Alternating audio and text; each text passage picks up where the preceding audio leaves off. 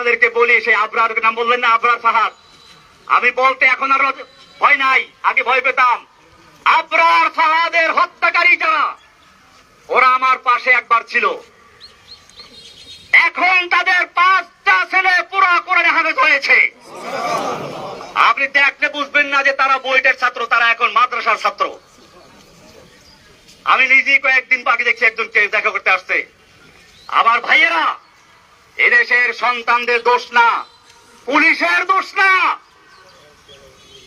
আওয়ামী লীগ যুবলীগ ওই ছেলেদের দোষ না, দোষ হচ্ছে কিছু লিডারদের, কিছু নেতা নেত্রীর, যারা এদেশের যুবকদেরকে, এদেশের পুলিশদেরকে, এদেশের সৈন্যদেরকে নিজেদের স্বার্থে ব্যবহার করতে বাধ্য করে।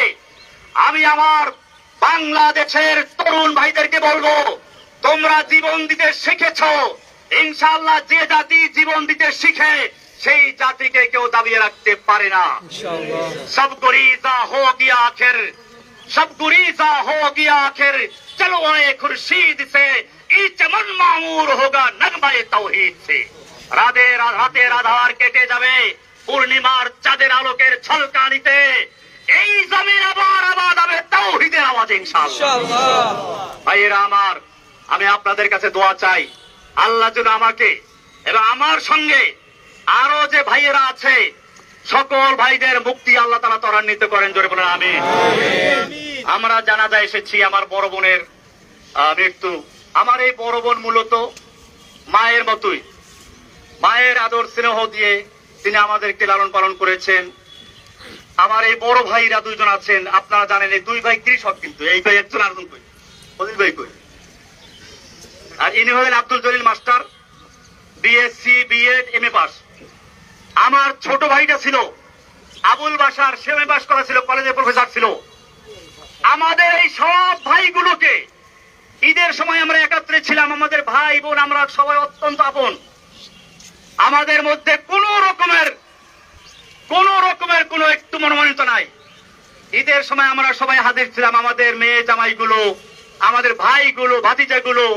আজকে কয়েকটা ভাতিজা এখন চিনতেও পারি না আমি, কারণ ওরা ছোট ছোট অবস্থা জেলে ঢুকেছিল। এই লোকগুলোকে জঙ্গি বানিয়ে দিল।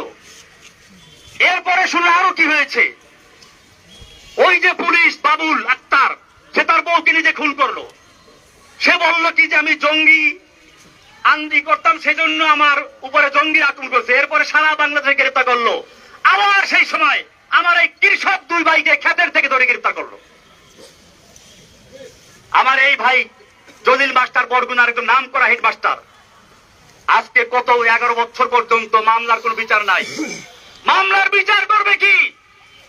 এই মামলা তো হাসিনার নির্দেশে হয়েছে, এই মামলার কোন এভিডেন্স নাই, সেজন্য মামলা জায়গায় রয়ে গেছে, আজ পর্যন্ত বিচার শুরুই হয় নাই।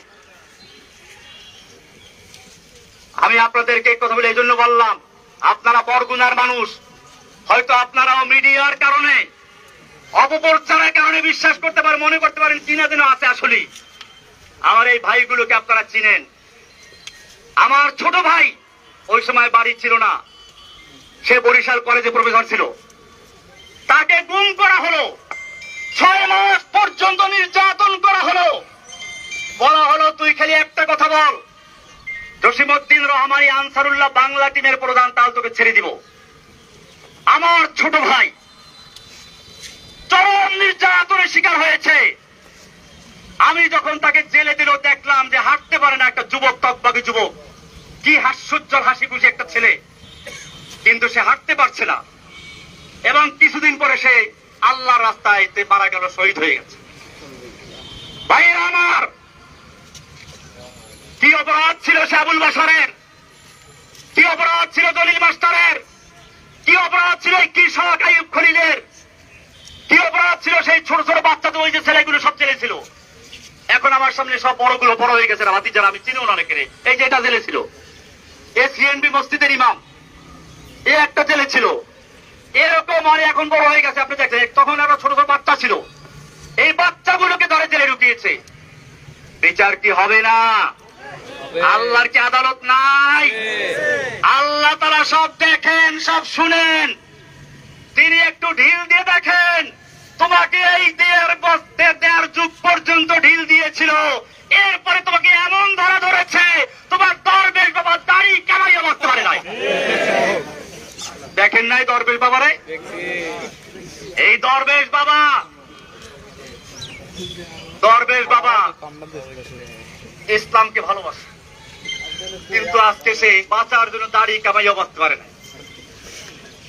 আমি বলতে চাই, এখন থেকে সামনের দিকে আমরা যেন ঐক্যবদ্ধ ভাবে একটা সমৃদ্ধিশালী সাম্য ভ্রাতৃত্বপূর্ণ একটি বাংলাদেশ গড়তে পারি, সেজন্য আমরা একতাবদ্ধ হয়ে চলবো ইনশাআল্লাহ।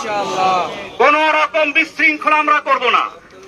কোন হিন্দুদের মন্দিরে অথবা বাসাবাড়িকে আক্রমণ করতে না পারে সেদিকে আমরা খেয়াল রাখবো। আমার এই বার্তাগুলো আপনারা সারা বাংলাদেশে পৌঁছে দিন।